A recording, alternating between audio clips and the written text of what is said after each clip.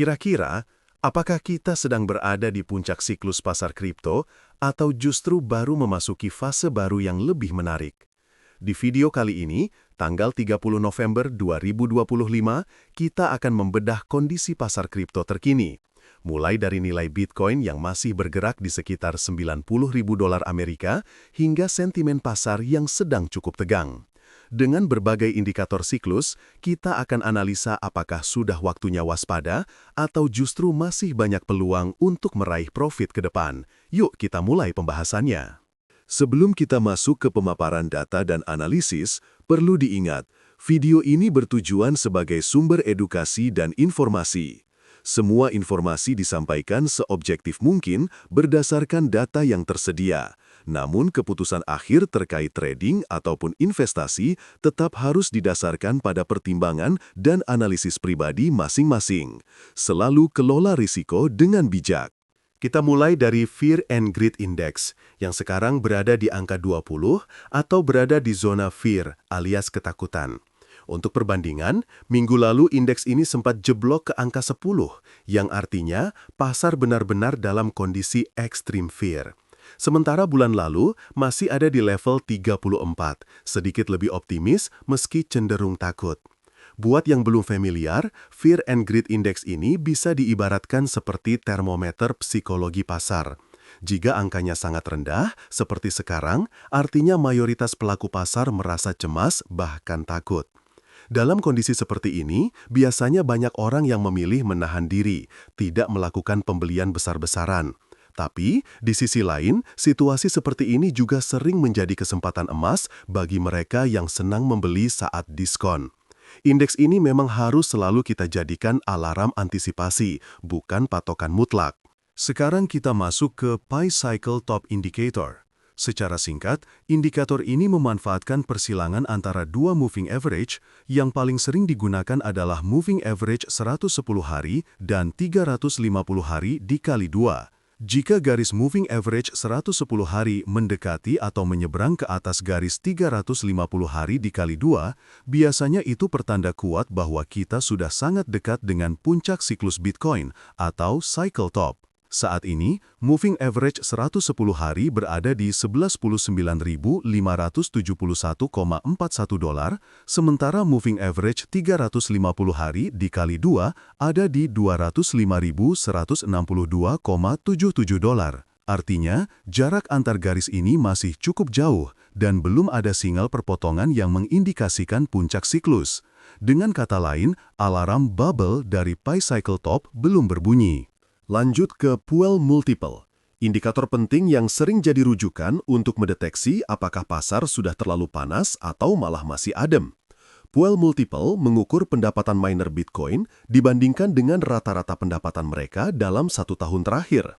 Sekarang, Puel Multiple berada di posisi 0,91. Untuk konteks, angka di bawah 1 menandakan bahwa pendapatan keseluruhan miner masih di bawah rata-rata. Artinya, tekanan jual dari sisi pelaku mining belum terlalu besar, dan secara historis, angka ini masih jauh dari zona merah siklus puncak. Biasanya, baru rawan ketika sudah di atas 2,2. Dengan kata lain, tidak ada tekanan distribusi masif dari para miner, dan secara siklus masih tergolong aman untuk saat ini. Dari sekitar 30 indikator yang saya pantau, ada 3 yang jadi perhatian utama karena memberikan sinyal cukup menarik. Yang pertama adalah Bitcoin AHR99 Index yang saat ini berada di 0,57. Indikator ini belum menyentuh target 4 yang biasanya menjadi tanda Bitcoin telah masuk ke fase overvalued atau terlalu tinggi. Dengan kata lain, harga saat ini masih jauh di bawah zona euforia ekstrim. Indikator kedua yang tidak kalah penting, MVRV Z-Score, sekarang berada di 1,20. Padahal, angka yang biasanya dinilai terlalu panas dan rawan koreksi, itu di atas 5. Jadi, secara statistik, potensi upside masih terbuka lebar sebelum benar-benar mendekati puncak siklus. Ketiga, ETF to BTC ratio kini di 8,28%, lebih tinggi dari target 3,5%. Meskipun kondisinya belum masuk kategori merah, rasio ini menunjukkan bahwa akumulasi via ETF masih terus berlangsung, pertanda institusi besar belum berbondong-bondong keluar dari pasar. Intinya, ketiga indikator ini sepakat, pasar masih punya ruang untuk bergerak naik dan belum terlihat tanda-tanda jelas bahwa puncak siklus sudah benar-benar di depan mata. Mari kita masuk ke trading plan untuk beberapa koin utama, dimulai dari Bitcoin. Untuk pair BTC versus USDT, analisa terkini menunjukkan peluang untuk mengambil posisi short atau jual di harga masuk sekitar 90.870,1 dolar.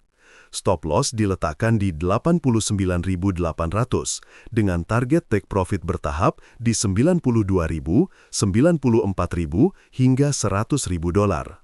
Logika di balik rencana ini adalah di tengah divergensi RSI antara harian dan 4 jam serta tekanan di dekat resistance kuat 91 hingga 100.000 dolar, peluang koreksi harga lebih besar. Untuk Ethereum atau ETH versus USDT, strategi yang bisa dipertimbangkan adalah posisi short di area 2.993,76 dolar dengan stop loss di 3.014,09 dolar. Target take profitnya di 2.900-2.874,73 hingga 2.000. Alasannya, ada sinyal overbought di time frame harian dan rejection di area resistance psikologis 3.000, sehingga risiko pembalikan harga ke bawah masih terbuka. BNB versus USDT lebih condong ke strategi long alias beli dengan entry di 136,26, stop loss di 134, dan target naik ke 138,5, 140, sampai 142 dolar. Support kuat masih bertahan di 135, serta belum ada sinyal jenuh beli yang berarti. Untuk Solana atau SOL versus USDT, juga terlihat ada peluang untuk long atau beli di harga 2,2318, stop loss di 2,1829, dan target profit mulai dari 2,2382, 2,4218, hingga 2,5022. Meski RSI 7 sudah masuk zona overbought, RSI 14 masih netral, memberi peluang koreksi terbatas sebelum lanjut naik. Pair XRP versus USDT juga memberikan sinyal long di titik masuk 0,1483 dengan stop loss di 0,14712 dan target bertahap di 0,14512, 0,14543 hingga 0,14575. Level support kuat dan potensi mean reversion terlihat menjadi landasan strategi pembelian.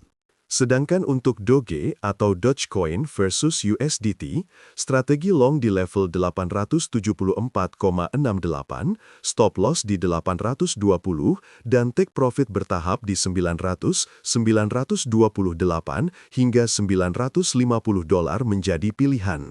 Momentum dari rebound RSI 7 mendukung skenario upside hingga resisten terdekat. Setiap setup memiliki basis logika teknikal, baik dari RSI, Bollinger Band maupun konfirmasi harga di area support dan resistance. Tapi, selalu ingat, analisa teknis tidak lepas dari risiko perubahan tren mendadak. Sekali lagi, video ini hanya untuk tujuan edukasi. Semua keputusan investasi ada di tangan kalian sendiri. Selalu pahami risiko, lakukan riset tambahan, dan jangan mudah terpengaruh emosi pasar. Semoga video ini bisa membantu kalian membaca peluang, bukan sebagai ajakan membeli ataupun menjual aset kripto apapun. Sampai jumpa di video berikutnya, dan tetap waspada.